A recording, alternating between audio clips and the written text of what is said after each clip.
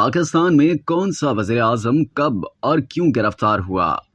पाकिस्तान के साबिक वज़ीर आज़म और चेयरमैन तहरीक इंसाफ इमरान खान को नैब ने अल कादिर ट्रस्ट केस में इस्लामाबाद हाई कोर्ट के अहाते से गिरफ्तार कर लिया और मजमूई तौर पर इमरान खान पाकिस्तान के 7वें वज़ीर आज़म हैं जिन्हें गिरफ्तारी का सामना करना पड़ा। इमरान खान से पहले जो वज़ीर आज़म किसी न किसी सूरत में गिरफ्तार हुए उनमें सबसे पहला नाम हुसैन शहीद सोहरवर्दी का आता है, जिनका ताल्लुक बंगाल से था। पाकिस्तान की तहरीक आज़ादी में उनका काफी अहम किरदार था, लेकिन पाकिस्तान बनने के बाद उनके मुस्लिम लीग की क़यादत से इख्तिलाफात पैदा हो गए थे। तवील सियासी सफर के बाद उन्हें 1956 के आइन के तहत पाकिस्तान का वज़ीर आज़म बनाया गया था। हुसैन शहीद सोहरवर्दी 12 सितंबर 1956 से लेकर 11 अक्टूबर 1957 तक वज़ीर आज़म रहे। हुसैन शहीद सोहरवर्दी को जनरल अयूब खान की हुकूमत के जमाने में 30 जनवरी सन 1962 को एब्डो की खिलाफ वर्जी करते हुए सियासी सरगर्मियों में हिस्सा लेने के इल्जाम में सिक्योरिटी एक्ट 1952 के तहत गिरफ्तार किया गया। जब बुनियादी जमहूरियत के इंतखाबात मुकम्मल हो गए तो सोहरवर्दी को 19 अगस्त सन 1962 में रिहा कर दिया गया था। इस फहरिस्त में दूसरा नाम पाकिस्तान के 9वें वज़ीर आज़म जुल्फ़िकार अली भुट्टो का आता है,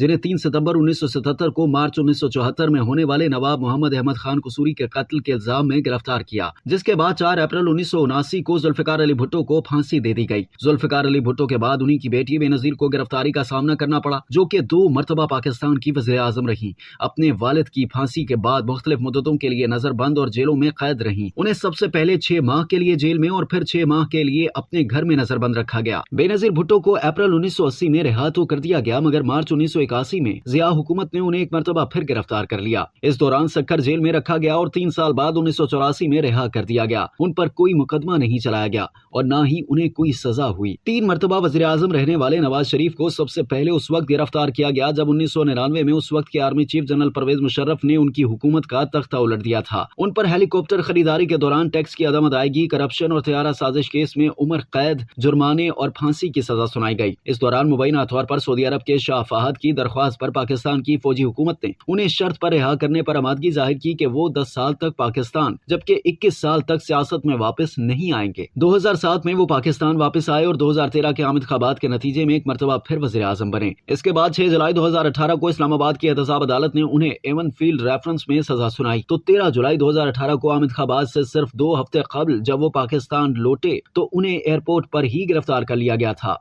पाकिस्तान पीपल्स पार्टी से ताल्लुक रखने वाले साबिक वज़ीर आज़म यूसुफ रज़ा गिलानी को फरवरी 2001 में नैब ने इख्तियारात के नाजायज इस्तेमाल के इल्जाम में गिरफ्तार किया था। उन पर इल्जाम था कि उन्होंने बहैसियत स्पीकर कौमी असम्बली 1993 से 1997 के दौरान अपने इख्तियारात का नाजायज इस्तेमाल करते हुए कौमी खजाने को नुकसान पहुंचाया। जुलाई 2019 में नैब ने साबिक वज़ीर आज़म शाहिद खाकान अब्बासी को LNG की दरामद के स्कैंडल में गिरफ्तार कर लिया था। अब तक के लिए इतना ही। मजीद जानने के लिए सब्सक्राइब कीजिए डेली जंग यूट्यूब चैनल और लाइक कीजिए डेली जंग फेसबुक पेज।